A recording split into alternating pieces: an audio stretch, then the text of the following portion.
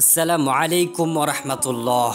প্রিয় দর্শক বৃন্দ, আশা করি আল্লাহ রাব্বুল আলামিনের অশেষ মেহেরবানিতে সবাই ভালো আছেন। একজন ভাই প্রশ্ন করেছেন, রাতে ঝাড়ু দিলে কি হয়? রাতে ঝাড়ু দিলে নাকি অমঙ্গল হয়? আমার মাও বলেছেন এমন কথা। এ বিষয়ে কোরআন ও সুন্নাতে কোনো নিদর্শন আছে কি না তা জানতে চেয়েছেন তিনি। আলহামদুলিল্লাহ প্রিয় ভাই, আমিও মুরব্বীদের কাছ থেকে শুনেছি রাতে ঝাড়ু দিলে নাকি অমঙ্গল নেমে আসে, ঘরে দারিদ্রতা আসে, অভাব এসে বসে, এমনটাই বলা হয়। বিভিন্ন সময়ে অনেক বয়োজ্যেষ্ঠ মানুষের কাছ থেকে এই কথা শোনা যায়। তাই আজ আমরা আলোচনা করব, রাতে ঝাড়ু দিলে কি সত্যি অমঙ্গল হয় নাকি এটি কেবলই একটি কুসংস্কার। ঝাড়ু দেওয়া মানে হলো ঘর বাড়ি পরিষ্কার রাখা। সত্য কথা বলতে পরিষ্কার পরিচ্ছন্নতার গুরুত্ব অপরিসীম। পরিষ্কার পরিচ্ছন্নতা ঈমানের একটি অংশ।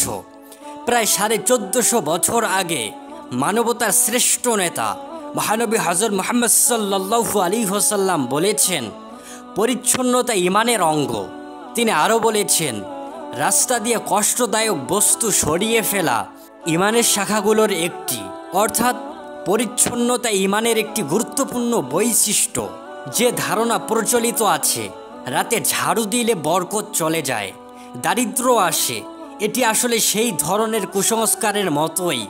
যেমন ব্যাঙ ডাকলে বৃষ্টি হবে, মোরগ ডাকলে ভোর হবে, দোকানের প্রথম ক্রেতাকে ফেরানো যাবে না, ডান হাত চুলকালে টাকা আসবে ইত্যাদি।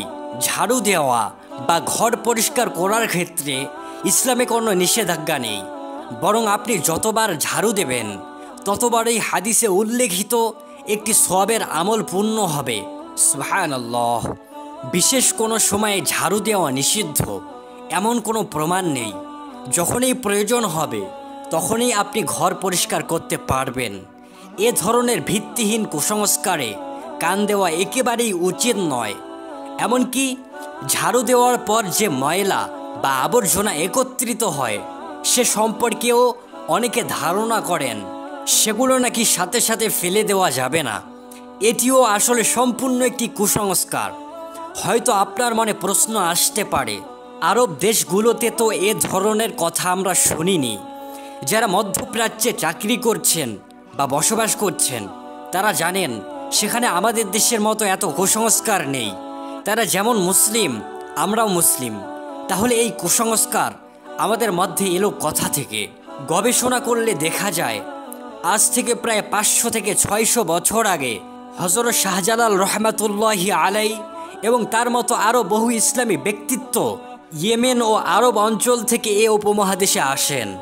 তারা লা ইলাহা ইল্লাল্লাহু মুহাম্মাদুর রাসূলুল্লাহ এর কালেমা প্রচার করে আমাদের পূর্বপুরুষদের ঈমানদার বানিয়েছিলেন।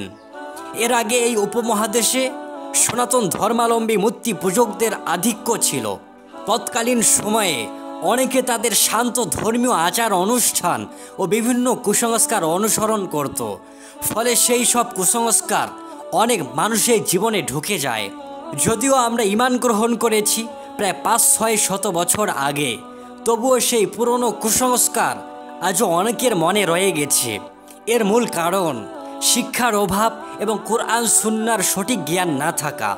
এ প্রসঙ্গে একজন ইসলামী কবি কুসংস্কার নিয়ে একটি সুন্দর কবিতা লিখেছিলেন। চলুন কবিতাটি শোনা যাক।